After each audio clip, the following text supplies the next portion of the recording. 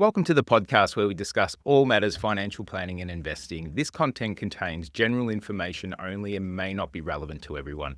Please contact our office to make sure and determine if this is relevant for you. Hi and welcome. I'm Dave Loughlin. I'm joined by my co-host Kyle Eccles. How are you, Kyle? Good, thanks, Dave. That's good. Today we're really talking about financial success. There's really one thing that sort of makes or breaks people in, becoming wealthy or getting to where they want financially. And that's, could mean a lot of different things to a lot of different people.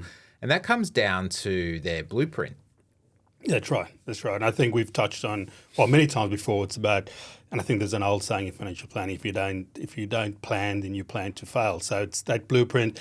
I was speaking to someone the other day, and I was thinking about this as well, about just in everything, and I've listened to this podcast, it always comes back to like losing weight to gym because and it's all about consistency, is doing things. And like we talk about it a bit as well, is like there's so many things you can do about, I think with weight loss, it's about, 20% is exercise, 80% is your habits and your diet and what you actually put in your body. The 20% is, and the same with finance, is, 20% is playing around, tinkering with things, but it's coming up with a plan, being consistent with it. And over time, that's what works.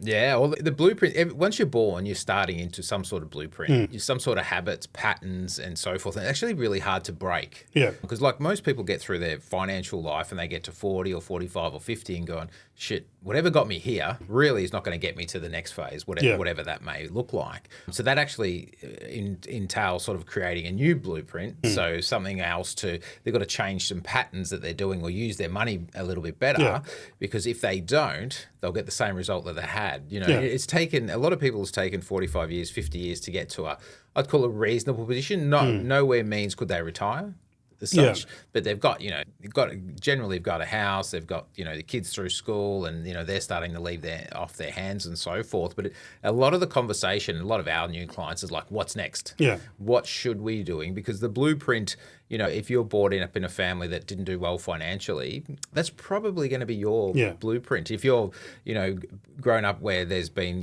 huge success in different aspects, you'll probably fall into that as well. So your habits and so forth will generally become very good. So it's the good thing is it can be changed though. It's not, like you said, it's imprinted in, I think, say up to the age of 8 or 9, I think everything that your environment is what imprints on you, and that's what you then become, and that becomes your habits, and that's what you do.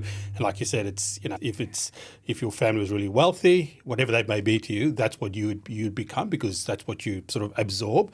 But the good thing is that you don't have to, you can change it. Yeah, 100%. And that comes down to the mindset around, being okay to change. Like there's some people hate that word change, especially when it comes to money. Like, I just want to spend my money, Dave, and keep doing what I'm doing. Yeah. Oh, okay, well, we just keep getting the same result. Yeah.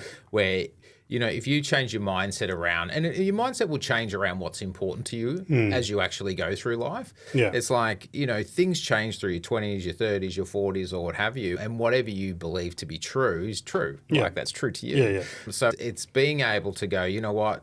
Being able to retire or paying off the home. And so they're actually going to give me things of safety, security, all those sorts of things. So to be able to change your mindset around, how the world works, how money works, and how potentially you could work is a big deal. Yeah. And I think because you don't know, and so there's that fear, so people don't really know. We've spoken about many times before, is, you only know your situation. You know what you've been imprinted, what you surrounded with. That's the only thing that you know. So you don't know what you don't know. You don't know. 100%. And then sometimes it's that fear, and then that, like I think we've spoken before, maybe between us, is then you become sort of paralyzed by indecision, and then you don't do anything, and then that's the worst. Yeah, 100%. So look, financial success is not one size fits all. And that's what happens to a lot of people. Like if you see a friend, or you see, someone doing exceptionally well, or someone doing, poorly, and you might be in there, in a different stage of your life, different finances and so forth. And that's what's one of the hardest things about it. It's like, what do you model? Who do you model off? That's right. And that's a problem with, I suppose it's good to have a lot of information out there, but there's a lot of things online. And like you said, nothing is really personalised. It's just a generalisation. And like you said, it may work for some people. And then generally people don't boast about things when they go well. Things that don't work don't go right. Well. And then that's when they say, and then suddenly it becomes, well, that wasn't right. That's not right for them, so it's not right for me. And then again, it's all that indecision. And some people we speak to is like you said, they got to a certain point. It's like, I've read this, I've tried this, I've done this because I've done this, or this one's done that, or I just thought I had to do this, and it may or may not be the right decision for them. So that comes down to a lot of people are really, they don't have clarity. They're after tactics. So if you turn on Facebook, right, and if you looked at any property investment or share market investment or this or business or whatever it may be, that's what you're smacked with straight in the face. That's tactics. So an investment property or putting more in a super or paying off your loan or whatever. So people get caught up in the tactics that they feel that will work, better for them or not better for them. Yeah, that's right. Like negative gear property, I want to save tax. Well, generally you're after growth in a property to make some money, right? You're not actually really after negative gearing, if you can avoid it. Or, there's just so many different things out there that people just get caught up in, don't have a structured blueprint to actually get to the next position, wherever that may be, because they're out there. Should I buy investment property? Should I do share market? Should I put money in a super? Should I put more money off my home loan? What actually ends up happening? They do nothing, or they do something that they think they should be doing because everyone else is doing it, and it may not be right. Yeah, it can be totally disjointed, right? So that's what happens. Like you do one thing and that worked. The worst statement that anyone says to me, I'm just going to see how that goes. And I'm like, well, seeing how something goes, like if you put some money into the shares, put money in the super, or buy an investment property, these are long-term strategies. Yeah. These are not tomorrow things, unless you're a flipper, you can add value and all these types of things. So it's really dangerous depending on, what you're doing and how, without a plan and without your blueprint, you can be in a world of pain. And that comes down to, your why drives you. I think, when you're going through your 20s or 30s, you probably, I don't know if you think about it too much. I think some people, it depends on the individual. I think some people do. And we've seen the ones that have thought about things. But in general, like my son is in his 20s or 20. And I don't think he thinks about things like that. Like, he just, he's just thinking about tomorrow or today, really. So like if you were a young fella, are you worried about security? Probably not. Probably not. You're rather, worried about legacy? No. Definitely not. No. Do you know what I mean? So it's more about, what's going to happen next week or where we're going or, how do I get that car or, whatever it may be. And then once you get a little bit older, into your 40s and 50s, I definitely feel the security thing becomes, front of mind for a lot of people. But like you said at the start, it's that in your 20s, that is what's important to those people at that time is, those things that you mentioned, that's the important bits to them at that stage of life. But it's also, I always think it's always good to, especially if you're young, at getting in, and it's always not, it's not good, but a lot of times there's a lot of things online as well about, taking advice from parents and uncles and aunties and things like that, which may not be the right things because, again, I remember a friend of mine, he's like, he got burned in the share market and just wouldn't go. And when I say burned, he bought it at the top because it was FOMO, everyone was getting on it. And at the first sign it dropped, he sold out and he lost money. And then that burned him. He was like, I'll never do that again. He told his kids never do that again. Yep. And so it's always don't take advice take someone from objective advice. So I think with young people is, like you said, it's, you make time what's important for you at that time. But it's always good to get outside. I think it's never too late, never too early to start. Yeah, absolutely. And as you go through your life, you'll have different experiences. It's like, when you tell someone to don't touch that hot pot, they just test if it's hot, or whatever. So we all push our boundaries a little bit, but it's getting it, to what's important to you. Like I think, bringing back to the plan sense, forget all the tactics, the strategies, and even the blueprint as such. It's like, what's your why? Like, why are you doing whatever you're doing? And that will change through time. Like, it's funny how many times I see clients be able to retire or ease back or whatever, and they don't.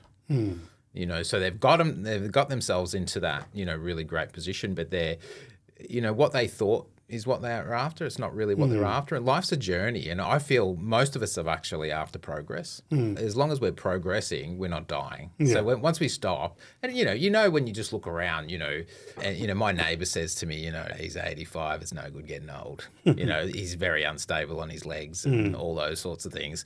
And, while you are as young as you are now, and I think, one of the number one things a lot of people worry about is their money, where they're going, what are they doing and what's their actual blueprint for money and how do I change that, And, unless you make some changes, you're probably not going to get to where you want to go.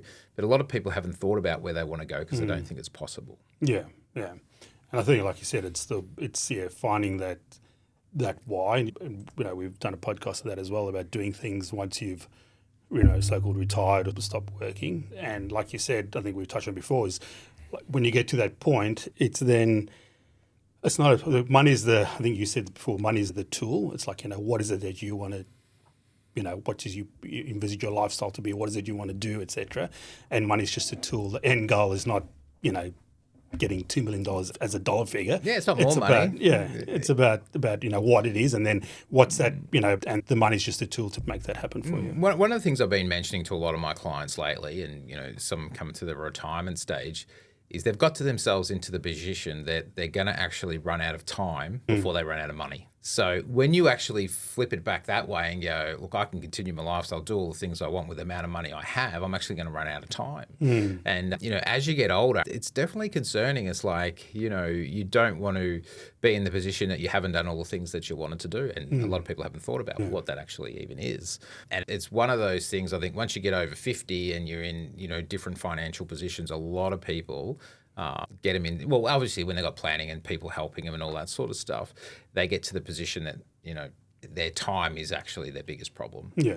Because you give a billionaire 80, he'd give all his money away just to get back to 20, right? Yeah. So it's getting the balance between living your best life now and also making sure, but even for me, I know it's safety, security, but also legacy. That's more in the back of mind now, making sure that my kids and their kids and so forth, I'm in a fortunate position where I can help all those. So I want that to happen. So, but, go back 5 years ago, that wasn't important to me. So whatever's important to you will change over time. And I think one of the things in Blueprints that works extremely well, and it can work in any aspect, it's really the compounding results. It's like one thing that's happening at the moment, the share market seems to be high and that it might be pulling back a little bit. The Aussie market has pulled back a bit. The US is not so much at the moment. But it's trying to time the market. It's very difficult to do, and it's more time in the market is what makes you money. But compounding, putting enough money in for the actual returns to make a difference. Most people are trying to get an extraordinary return on a little bit of money, which is, is a very difficult thing to do. And then that's when, like I said, when they make rash decisions because they're trying to, get rich quick type of thing. And then that's when it doesn't work. And also with again, the planning you talked about, the market pulling back a bit and people trying to, do different things. It's comes back to your planning about, what's important to you, having your buckets of money. So, if money's in super, you can't touch for a long time. That's a totally different, kettle of fish or something that's, money sitting in the bank that you're going to put down on a house deposit ever. So it's having that, again, it's all about planning and understanding what your needs are. Yeah, regular investing works extremely well over time. That one person that the news spews bad news, right? So it tells you that the market's gone down. But what about the other 5 days when it was going up? Or over the previous 3 or 4 years that it's gone up and 1 year it's gone down, and on the averages and so forth. So you got to be careful who you listen to. Like a lot of people say to me, I had such and such lose some money on that. And I said, who? Exactly how did that happen? Do you know what I mean? Generally it's human error. It's like if you're investing in pretty much most things, on a consistent basis, you actually would have done pretty well. But most people have heard from, John, Freddie or whoever that something didn't work and so they didn't work. And there's things that go wrong. People buy different investments, whether it's investment properties or shares or whatever, and at times they're going to be negative. But overall, if the strategy's sound, you continuously follow the strategy, most of the time it's going to work out pretty good for you. And there's a lot of, people always, they question that. There's a lot of research out there about trying to time the market and, like you said, sticking to a long-term plan will be, I think Vanguard done one where I think they picked the best 10 days and the worst 10 days to trade, and there was very little difference. That's all about consistency. So I noticed it early on when I bought my first house and I paid $140,000 for it a long time ago. And I was shit scared. That was very scary back then. And we put about $100,000 into it and we were moving and I was trying to sell it. And if I got $700,000 for it, I was going to be wrapped, right? So this was over about a 10-year period or something back when I used to live in Melbourne. And we got an offer at $695, and I was just stubborn. I was like, "No, I want my $700,000, right?" And he said, "We'll go into auction anyway." Go to the auction. We sold it for $745. So I got bought. And the actual same person who offered me the $695 bought it. So that was quite funny. But what it showed me a year before that, or a couple of years, I was looking to sell it because I thought, "Oh, it was at $500,000." I thought, "I possibly can't go up," and then it moved back, and I was like, "Oh shit, I've missed the boat," And then go a few years down the track, and it went up higher. The same thing happens with the share market. You feel like, just go back 5 years and see what the high was, and then go back the 5 years and see what the other high was, and just keep doing that. And what you'll notice, the market always gets higher, right? And it just takes time. So if you know that's to be true, or the properties are going to go up over time, the shares are going to go up over time, isn't it about getting more money in there? Yeah, try. Or is it trying to time something specific? Sometimes you're going to be lucky. Like, who would have thought at coronavirus that what would happen happened? Yeah. Right. So the world's stopping, but the property market went up, and the share market's done fine as well. Yeah. So it's like, oh my God, what I believe to be true doesn't always happen. And so you've got technical analysis, which is what something, especially in the share market, what should be happening because of certain aspects, but then it just has its own mind and it does things because the share market's actually made up of people. Yeah. And we're like a herd mentality. Yeah. And once the market starts going up, everyone feels like they're missing out. So they start get it. adding money into it. Yeah. So it just comes back to whatever your blueprint is in your planning. So, obviously we're financial planners. So bringing it back to a financial plan, what are 3 or 4 really key things that we should be doing? I think one is understanding, so at the end of the day, is what are you working towards? That first and foremost, what are you working towards? Because like I said before is, if you had, I know many years ago I had a client and they had that much money and they didn't really need a lot of income. And then you sort of question as well, do you really need to take on the risk that they were wanting to take on to give you what you want? So it's understanding what you're working towards, being consistent with it. So whatever plan is in place is being consistent. I was speaking to a lady the other day and she has really good income. And in her own words, she's got nothing to show for it. And because she said, she'd take the money away from me. So it's about automation. Like she said, that's it. If you can, when I get paid, if you can let the money go to different places and I don't have access to it, easy access to it, then that'll be good for me because I'm pretty good if it's not there. But if I see it there, I'm gonna use it. Yeah, it's like most people. Yeah. And just taking a long term view. Like you said, it's financial plan is not something 3-6 months in, there's no work for me. It's something that's got to be, consistency, long term, your mindset around it. For me, it's really getting control of your cash flow. And, once you actually know what your goals are, short term, medium term, long term goals, getting control of your cash flow, selecting the investments that make most sense to you. So whether that's the shares, property, super, business, whatever it is, because it'd be a common thing. And then making sure that, I've got protection in place if I can't work tomorrow, something's gone wrong. And then just with that long term vision, for me, I've moved into the legacy zone. What do I want that to look like? So, but all of those, if you don't get control of your cash flow, you can't select the right investments or what money's going to go where. And then if that's not protected, you're always shit scared of doing something because it's all the what ifs. What stops people from doing anything is they're just not protected, or if something happens, they might be in trouble. And then that last one is, being able to cash flow yourselves and legacy and all those sorts of things. It's like, how is that potentially going to work? Which is a really cool thing because you're actually doing it not for you. Yeah. And how does it, So, and that last point as well is how does it all look long term? Because I think a lot of people, like with our clients, obviously we do quite lengthy projections and show the outcomes in, over a long period. Obviously things can change, but it gives you an idea of where, you could be and things will change along the way. But a lot of people, I think, some people that we talk to don't know what's possible, and you go, like you said, get on top of the cash flow, do everything you need to do, and show them this what it looks like, and they get very surprised to where they. Well, even where they get to, like I've got a client. He's probably coming in early December. He's retiring, and it's hit pretty much exactly on the nose where we tried to get to. And he's just like gobsmacked. It just happens over and over again. Like, the reviews that we've done this year, look, the markets have been pretty solid. How many people have moved into the millionaires within investments is huge, and the ones who are progressing. So I always look for the progress. I'm not too worried about where they are, but, over 10 years, it's quite a tight time frame, but over 15 years, you can create something really good. Compounding interest works for you, getting contributions into things. And your whole finance landscape can completely change just by a few tweaks. And once you actually take the money away and automate things from people, it's just amazing what can happen. But, a lot of people are unfortunate. They don't see all that. I see it every week, and I'm just like, and a lot of people, our clients say to me, look, geez, Dave, I should have had a plan, I wish I'd met you 5, 10, 15 years ago, depending on, when I was speaking to them. And that long-term plan, just having someone on your side. So some people appreciate paying a little bit of money to have someone to guide and make sure they make the right moves. And some people don't want to pay and they just want to do it all themselves. I'll tell you, the ones that actually have people that they pay and have on their side, generally work out a lot better. You know, it doesn't matter in any industry. Like if you had a personal trainer, you're going to be better at your fitness. Do you know what I mean? If you've got a financial planner helping you, you're going to be better at your finances. You know, it doesn't really matter what in your life if you're going to have a coach. So your finances and being able to move forward financially is really important to you. Having someone on your side for a little bit of money is a no-brainer. Yeah. Because you only know what you know. Yeah.